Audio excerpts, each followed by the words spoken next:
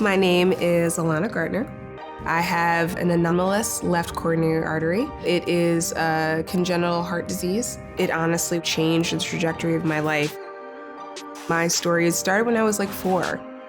It honestly was like being in an episode of Mystery Diagnosis, except for I didn't have a diagnosis. It wasn't until I actually had this heart event that they discovered what it was. I was running the Organ Donor Dash in preparation for Broad Street. When I crossed the finish line, I immediately went down and went into cardiac arrest. I woke up 3 days later and they told me that I had a massive heart attack. I don't know whether or not it's just being 25 and in denial, but it didn't really hit me until the surgery. That's when the reality really set in for me. Everything that I tied my identity to at the time just no longer fit. I've always been a very fiercely independent person, probably independent to a fault at times, but I couldn't do anything on my own. I wasn't allowed to drive. I couldn't carry weights. I couldn't carry a purse. My workouts went from doing high intensity interval training and runs and swimming to walking around Target. Like that was the workout. I couldn't fully work. The only thing that I could do is be a private practicing therapist.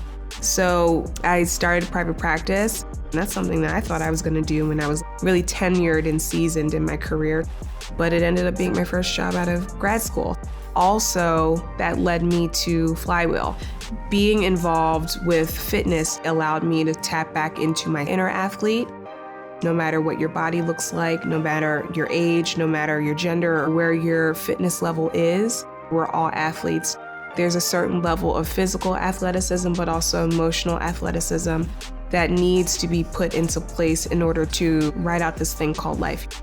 I chose to go through the experience of having open heart surgery and a bypass so that I could be limitless. Now, I don't have to live with this very thin layer of anxiety waiting to go down at the end of a race. I will say now I'm the fittest that I've ever been. This year, finally, I got in for Broad Street, so I'll be running the Broad Street Run after trying to run it for like the past 7 years. Going into that knowing that I'm gonna be okay, it's very free.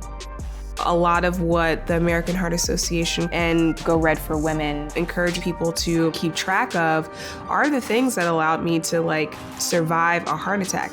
Know your body, know your family history, and control your controllables. There's so much that we feel like we're not in control over.